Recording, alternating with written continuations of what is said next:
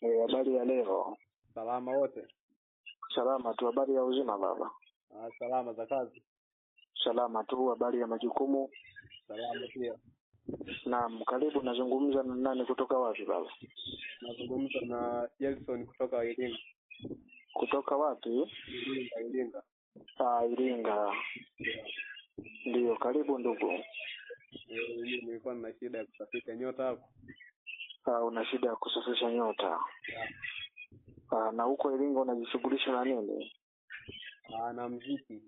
Manake nataka Sawa, lakini mambo yako yamekuwa yamejifunga, yakwendi vizuri, si ndio? Basi nitakuomba nikusaidie. Tuone tunaweza tukasimamaje kwa pamoja katika hizo changamoto zako, sawa?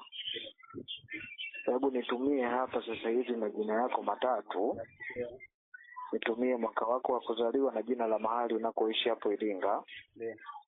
Nitakuomba uchangie na chupa 2 za marashi mvuto, sawa? Hapo sasa. Naam.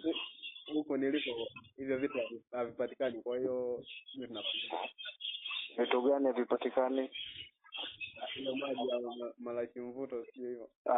Wewe utanichangia shilingi 7,500 baba, sawa? Sawa, japo sasa hivi mimi sina hela. Basi uweze kutafuta hiyo fedha, ukipata nijulishe. Sasa hapo manake baada ya hapo inakuwaje? Yani manake nikishapata hayo majina yako matatu, mwaka wako wa kuzaliwa na jina la mahali unakoishi hapo Iringa, sawa? Nikipata na hiyo 7,500 ya marashi mvuto chupa 2, na kwenda kuvuta kimvuli chako na mazingira yako huko ulipo na kutazama katika upande wa nyota zako, mwili wako na njia zako za riziki, ujue una changamoto gani ama nini ambacho kinakukumba, sawa? Ndio. Nione nini ambacho kinakwamisha nguvu ya shughuli yako ama nini ambacho kinakufunga katika utafutaji wako, sawa? Sawa.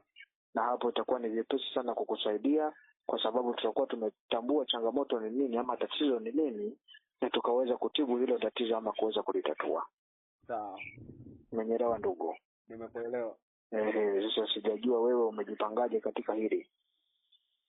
Manake kujipanga, nimejipanga, ndio maana nimekupigia simu. Lakini nilikuwa nategemea labda unaweza ukanisaidia, afu baada ya hapo ndio tunaweza tukalipana.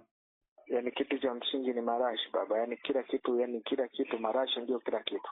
Kwa sababu lazima nivute kimvuli chako huko mbali nami niko mbali. Umeelewa? Sawa. Mimi niko Tabora, wewe uko Iringa, ni mbali hapa, lazima nivute kimvuli chako. Ni tofauti na ungekuwa karibu. Sawa. Umeelewa baba? Yeah. Basi taangalia hiyo 7, ukipata tu unijulishe.